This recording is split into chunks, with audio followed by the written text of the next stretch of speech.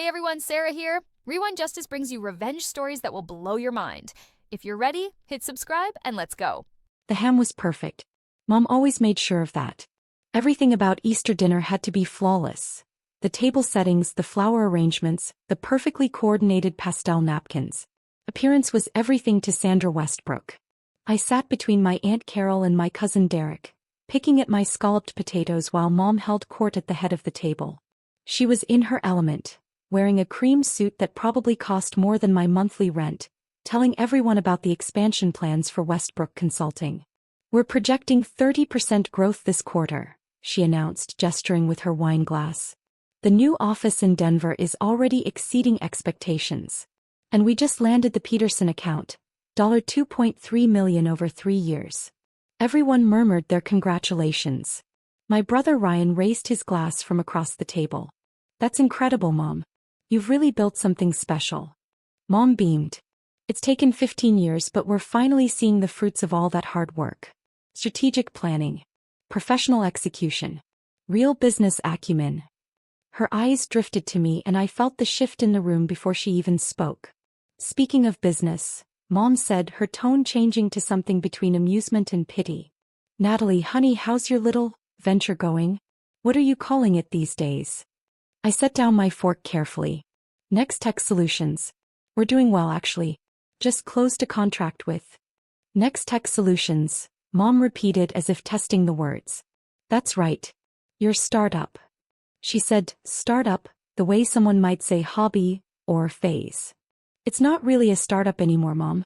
We've been operational for 4 years. 4 years." She exchanged a glance with Ryan. "And you're still working from home? Still just you and that friend of yours from college?" "We have a team of 6 now." 6 people. Mom laughed, not unkindly but dismissively. "Natalie, sweetheart, that's adorable. But when are you going to stop playing entrepreneur and get a real job?" The table went quiet. I felt everyone's eyes on me. "I have a real job, Mom. You know what I mean. Stable position. Benefits. A 401k. Your brother is a senior vice president at a financial services firm. He has a corner office. A secretary. Business cards that actually mean something." Ryan shifted uncomfortably but said nothing. Mom continued, warming to her subject. "I'm not trying to be harsh, honey. I'm just being realistic. You're 32 years old. You can't keep pretending to run a business when you could be building an actual career. Maybe I could help you get a position at Westbrook. Entry level, of course, but at least it would be legitimate." Aunt Carol nodded sympathetically. Uncle Tom looked at his plate. My younger cousin Sarah smirked into her napkin. "I appreciate the concern," I said evenly. "It's not concern, it's common sense." Mom leaned forward, her voice taking on that patronizing tone I knew so well. "Look, I admire your ambition. But there's a difference between having ideas and actually running a successful business. Some people are builders. Some people are dreamers. There's no shame in knowing which one you are." "You're right," I said quietly. Mom blinked, surprised by my agreement. "Well, good. I'm glad you're finally being realistic about this." I pulled out my phone. "What are you doing?" Mom asked. "Just sending a quick message." "1 second." I opened my secure messaging app and typed quickly. "Marcus, withdraw all angel funding from Westbrook Consulting. Effective immediately. Full liquidation of position. No explanation to recipient." And I hit send and set my phone face down on the table. "There. All done." "Sorry, Mom. You were saying?" She looked at me oddly. "I was saying that maybe it's time to consider other options. Real options." "You're absolutely right. I should definitely reconsider my current arrangements." Ryan frowned. "Nat, are you okay?" "I'm great, actually. This has been really clarifying. Thank you, Mom." "Truly." Mom smiled, satisfied that she'd finally gotten through to me. "I'm just trying to help, sweetheart. That's what mothers do." We moved on to dessert, lemon meringue pie and coffee. Mom continued talking about Westbrook Consulting's success. Ryan contributed stories about his latest promotion. I smiled and nodded and said very little. My phone buzzed 20 minutes later, right as Mom was cutting into her second slice of pie. She glanced at her own phone, frowning. "That's odd." "What is?" Ryan asked. "My bank. They're calling on a Sunday. She declined the call. Probably just a security check. They're so overzealous sometimes. The phone rang again immediately. Mom's frown deepened. Excuse me. I should probably take this. She stepped into the hallway and I could hear her voice, polite and slightly annoyed. Yes, this is Sandra Westbrook. No, I'm at a family dinner. Can this wait until... What do you mean withdrawn? Her voice rose. Uncle Tom and Aunt Carol exchanged glances. That's not possible. There must be some mistake. The funding agreement is for 7 years. We're only in year 4. No one can just... What notification? I never received any. I took a sip of my coffee. Mom appeared in the doorway, her face pale. I need to call my CFO. Excuse me. She disappeared into her home office. We could hear her voice through the door, sharp and increasingly frantic. Ryan looked at me. Do you know what's going on? No idea, I lied. 10 minutes later, Mom returned to the dining room. Her carefully applied makeup couldn't quite hide the panic in her eyes. I'm sorry, everyone. We need to cut dinner short. I have a business emergency. On Easter? Aunt Carol asked. Yes, on Easter. Mom's voice was tight. Apparently, one of our major investors has withdrawn their funding. All of it. Immediately. Without warning. The room erupted in concerned questions. How much are we talking? Ryan asked. Mom hesitated. Enough that it's going to cause significant complications. But you have other investors, right? Uncle Tom said. Other sources of capital? Of course. But this particular investor. She stopped, seeming to realize she was sharing too much. I need to make some calls. Ryan, can you help me understand the legal implications? Uncle Tom, you still have contacts at the bank, right? Everyone shifted into crisis mode, offering help and advice. I stood up quietly. I should probably go, I said. Mom barely looked at me. It's fine. Thank you for coming, Natalie. No one else seemed to notice as I collected my coat and purse. As I reached my car, my phone buzzed with a message from Marcus. Withdrawal complete. Westbrook Consulting has been notified. $4.2 million transferred to your holding account. All documentation will reflect anonymous investor status maintained throughout. They won't know it was you unless you tell them. Marcus.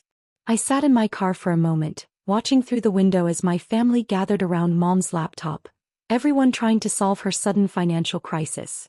Then I drove home. Part 2, 4 years earlier. Let me take you back to where this started. 4 years ago, I was 28 and running a small tech consulting business from my apartment. Next Tech Solutions specialized in helping mid-sized companies optimize their digital infrastructure. Not glamorous, but profitable. I was bringing in about $180,000 a year, which I thought was pretty good for a one-person operation. Mom thought I was failing. Every family dinner became an opportunity for her to suggest real jobs I should apply for. Every phone call included subtle digs about stability and health insurance. She'd introduce me to her friends as still figuring things out. Meanwhile, she never stopped talking about Westbrook Consulting's success. 10 employees. 5 major clients. Revenue projections trending upward. She'd built it from nothing and she made sure everyone knew it. What she didn't talk about, what she carefully avoided mentioning, was that the business was cash poor and growth limited. She had clients and revenue but no capital reserves. Every expansion required leveraging existing assets. She was one bad quarter away from serious trouble. I knew this because I'd accidentally seen her business financial statements. I'd stopped by her office one afternoon to drop off a birthday present. Her CFO, Richard, was in the conference room with papers spread across the table. He saw me, smiled, and asked if I could wait in Mom's office. Mom was in a meeting but would be done soon. I waited. And while I waited, I noticed the financial analysis report on her desk. Just sitting there, open to a page titled, Capital Requirements for Sustainable Growth. I'm a consultant. Numbers are my language. I couldn't help but read it. Westbrook Consulting needed $5 million in growth capital to execute their expansion plans. Without it, they'd stagnate. With it, they could triple in size within 3 years. But Mom had been turned down by 4 different investors. Too risky. Too dependent on a few key clients. Insufficient collateral. She was stuck. I thought about that report for 3 weeks. Thought about the irony of Mom dismissing my business while her own was slowly dying from lack of capital. Thought about the opportunity. Then I called Marcus Chin, my investment manager. Marcus and I had met at a fintech conference 2 years earlier. He managed a small but aggressive venture capital fund that specialized in overlooked opportunities. We'd become friends, and eventually I'd started investing some of my profits through his fund. By then I had about $800,000 in liquid investments. Money Mom didn't know existed. I want to make an angel investment, I told Marcus. But it needs to be completely anonymous. How anonymous? The recipient can never know it's me. Ever. Not during the investment period, not after. I need ironclad anonymity. Marcus was quiet for a moment. That's unusual but doable. What's the opportunity?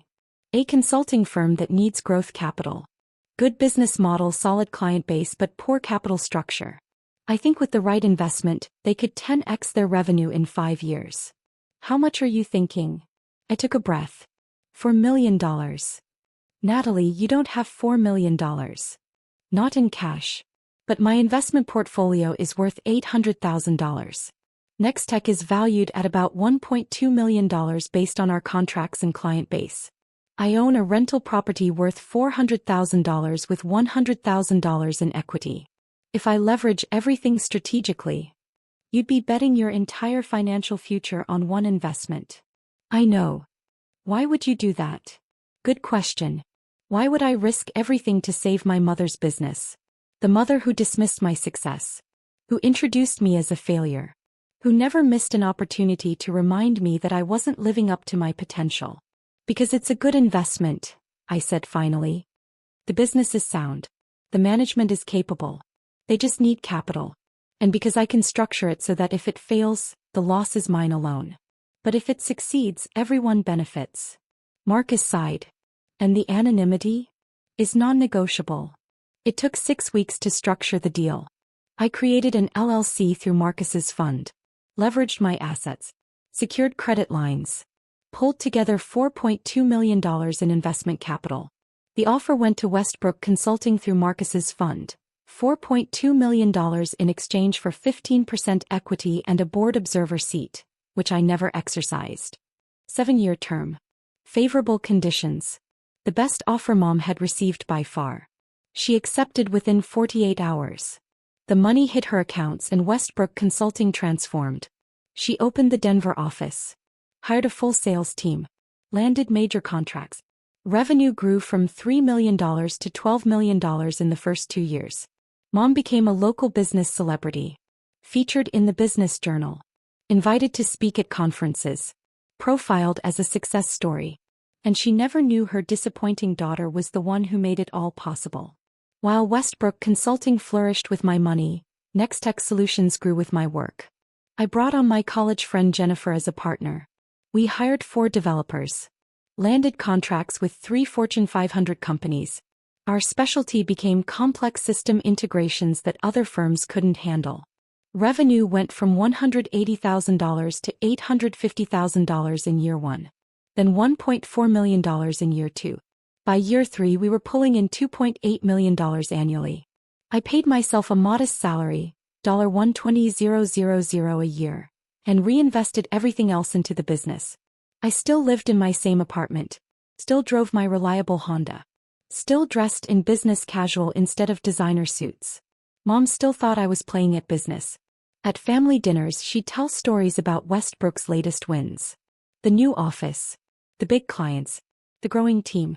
Then she'd turn to me with that sympathetic smile. How's your little tech thing going, Natalie? Good. We're busy. That's nice, honey. You know, we're hiring at Westbrook. If you ever decide you want stability. I'd smile and change the subject. Meanwhile, my little tech thing was generating 7 figures in profit. My investment portfolio had recovered and grown. I'd paid off the leverage I'd used for Mom's investment and still had $1.3 million in liquid assets. But I was still the family disappointment. Still the one who needed career advice. Still the one who was figuring things out. Ryan, of course, was the golden child. Every promotion was celebrated. Every achievement was broadcast. Mom's friends knew his title, his salary, his corner office square footage. They thought I worked from home because I couldn't afford office space. The truth was I owned the building. I'd bought a small commercial property as an investment 2 years earlier.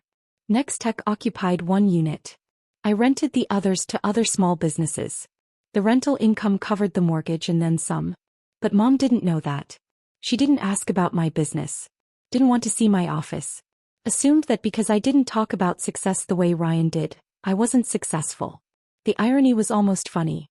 Her business was thriving because of my money. My business was thriving because of my work. But in her eyes, only one of us was a real entrepreneur. Then came Easter. I didn't hear from Mom for 3 days after Easter. When she finally called, her voice was strained.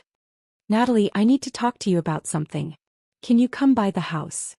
Is everything okay? Please come. Tomorrow if you can." I arrived the next evening to find Mom in her home office, surrounded by papers. She looked exhausted.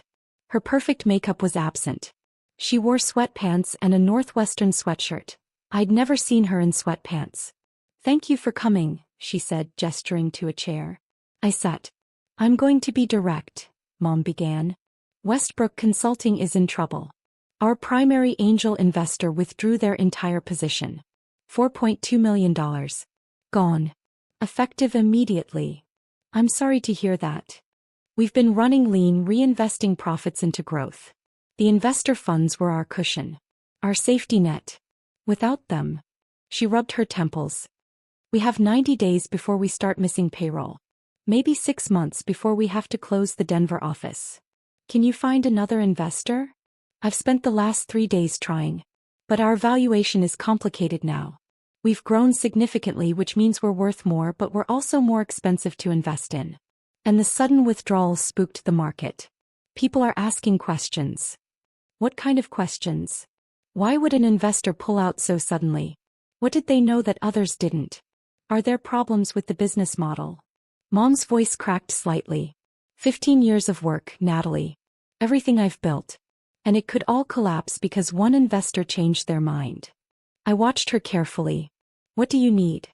I'm going to ask the family for help. Small investments. $50,000 to $100,000 each. Uncle Tom, Aunt Carol, even Ryan. If we can piece together enough bridge capital to get through the next quarter, I can restructure the business, find new investors, stabilize everything. That makes sense. I know it's not much, but every bit helps. I was hoping. She looked at me. "I know you don't have the kind of money I need. But maybe $10,000? $20,000? I'd pay you back with interest. I just need to show potential investors that even family believes in the business." I stood up. "I need to think about it. Natalie, please. I'm desperate here." "I understand. I'll let you know." I left before she could say anything else. Mom called an emergency family meeting for that Sunday. Everyone gathered in her living room. Uncle Tom, Aunt Carol, Ryan and his wife Michelle, even my grandparents. Mom presented her situation professionally. Showed PowerPoints. Distributed financial projections. Explained the opportunity for family investors. "I'm asking each of you to consider an investment of $50,000 to $100,000, she concluded. "With family backing, I can approach institutional investors from a position of strength. You'll get your money back plus 8% annual interest, secured by company assets." Uncle Tom spoke first.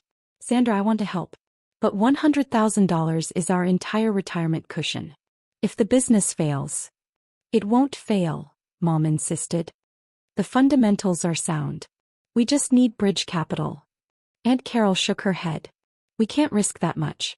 Maybe $10,000. Ryan shifted uncomfortably.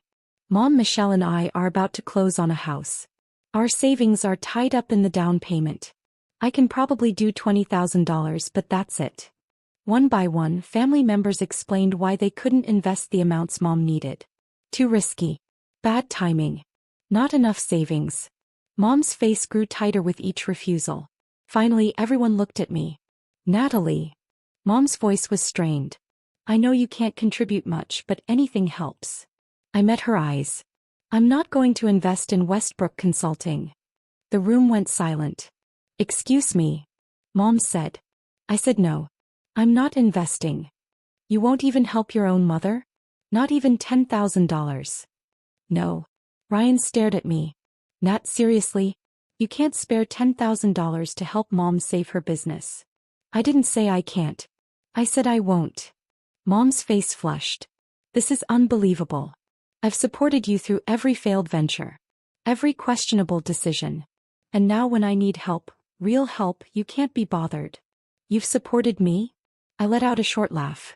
Mom, when have you ever supported me? I've given you advice, guidance.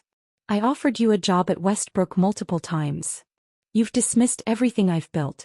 You've called my business a hobby. You told me to stop playing entrepreneur literally 5 days ago. I was trying to help you be realistic. No, you were trying to make yourself feel superior. You needed me to be the failure so you could be the success. Uncle Tom cleared his throat. Maybe we should all calm down.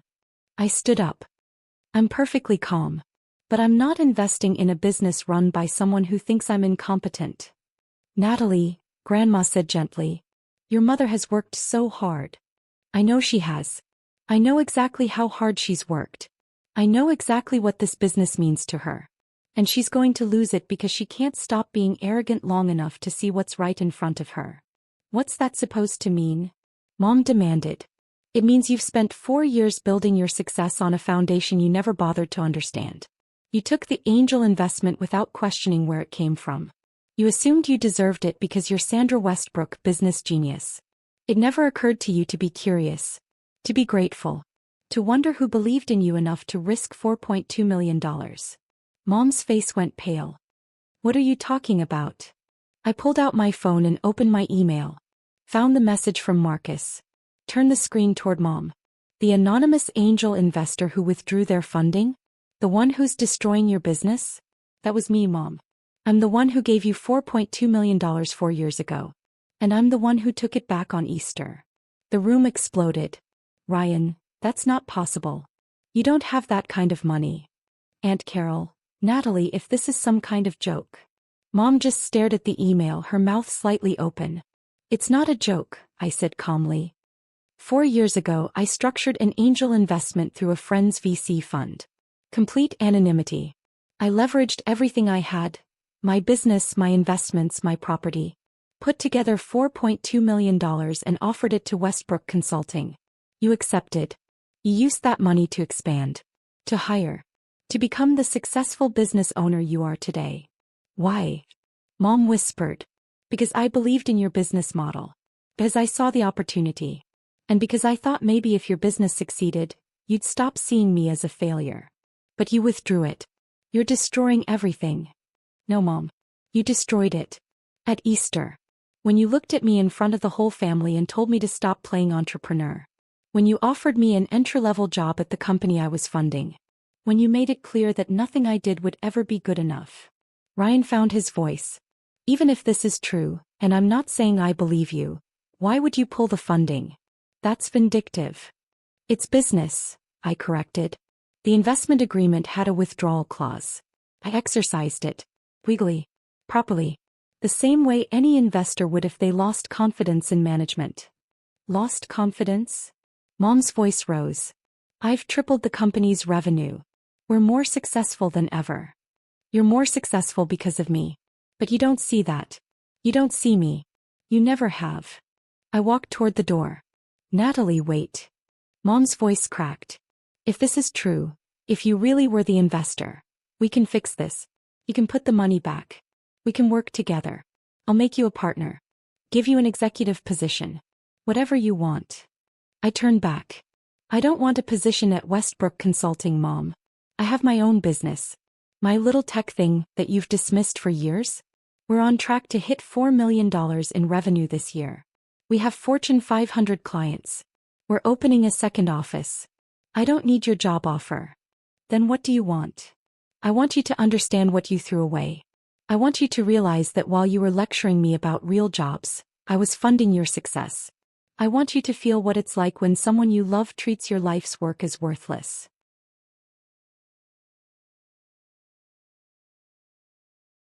So this is revenge. No. This is consequences. I'm not trying to hurt you, Mom. I'm just done protecting you from the truth. I left before anyone could respond. The calls started the next morning. Ryan, you need to reconsider. This is Mom's life work. Me, so is mine. She never cared about that. Uncle Tom, your mother made a mistake. Don't destroy the family over it. Me, I'm not destroying anything. I'm withdrawing from a business investment. That's capitalism. Grandma, sweetheart, your mother is devastated. Can't you find it in your heart to forgive her? Me, I already forgave her. That's why I funded her business for 4 years without telling her. But forgiveness doesn't mean I have to keep sacrificing for someone who doesn't respect me. The calls kept coming. Everyone had an opinion. Everyone wanted me to be the bigger person. To help family. To understand that Mom didn't mean it. Only one person didn't call. Mom. 3 weeks after the family meeting, my assistant buzzed me. There's a Sandra Westbrook here to see you. I looked up from my laptop. Send her in. Mom walked into my office and stopped looking around. The space was modern, professional, glass walls, ergonomic furniture, company logo on the wall. Through the windows she could see my team working at their stations. This is your office, she said quietly. This is my office. It's nice. Thank you. She sat down across from my desk and I noticed how much older she looked. Tired. Kitten. I've been thinking about what you said, Mom began. About not seeing you. About dismissing your work. And I want you to know, you were right. I waited. I built my entire identity around Westbrook Consulting. It was proof that I was successful. Smart. Capable. And I needed you to be less successful so I could feel more successful. That's ugly, but it's true. Okay. I'm not here to ask for the money back. I know I don't deserve it. We're restructuring, selling the Denver office, downsizing. We'll survive, but we won't be what we were. That's my consequence and I'm accepting it. Then why are you here? Mom pulled a folder from her bag. I'm here to show you what I should have asked to see years ago. Your business plan. Your financials. Your client list. I want to understand what you've built. Not because I need anything from you. Because I should have cared enough to ask before. I slid my company portfolio across the desk. Mom opened it and started reading. Really reading. Her eyes widened as she went through the revenue projections, the client contracts, the growth metrics. Natalie, you're doing $4 million in annual revenue? Projected $4.2 million this year. And your profit margins are healthy. She looked up. You're running a better business than I am. Different business. Different market. But yes, we're profitable and growing. All this time I thought. She stopped. I'm so sorry. I'm so incredibly sorry. I know. Can you ever forgive me? I already told you, Mom. I forgave you. But that doesn't mean I'm going to reinvest in Westbrook. I understand. That's not why I'm here. She closed the folder. I'm here to ask if you'd be willing to have coffee with me sometimes. Not as investor and founder. Not as mother who knows best and daughter who needs guidance. Just as two people who both understand what it's like to build something from nothing. I studied her face looking for manipulation or hidden agenda. Found only genuine regret. I can do coffee, I said finally. Westbrook Consulting survived but in a different form. Mom sold the Denver office and downsized to a lean, profitable core business. She brought in a CFO who actually understood capital management. She stopped chasing aggressive growth and focused on sustainability. She was happier, quieter, less concerned with appearances. We met for coffee every other week. Talked about business challenges, client problems, the weird complexity of managing teams. She asked about my work. Really asked. Listened to my answers. Offered advice when I wanted it and stayed quiet when I didn't. Ryan apologized over a beer one night. I always thought you were just coasting. I didn't realize you were actually, succeeding. Yeah, well, I didn't make it easy to see. Still, I should have asked. You should have. But you're asking now. Next Tech Solutions hit $5.1 million in revenue that year. We opened our second office. Hired our 15th employee. Got featured in a tech industry magazine as an emerging player in enterprise solutions. Mom sent me the article with a note. Proud of you. Always was, even when I didn't show it. I kept the note on my desk. Did I regret pulling my investment from Westbrook? Sometimes. It had been a brutal lesson for Mom, And watching her scramble to save her business wasn't easy. But it was necessary. She needed to see me. Really see me. And she never would have as long as she could dismiss my success while benefiting from it secretly. The money wasn't the point. It never had been. The point was recognition. Respect. The basic acknowledgement that my work mattered. I'd spent 4 years funding my mother's dream while she mocked mine. Now we both understood what that cost. And maybe that understanding was worth more than $4.2 million. Maybe.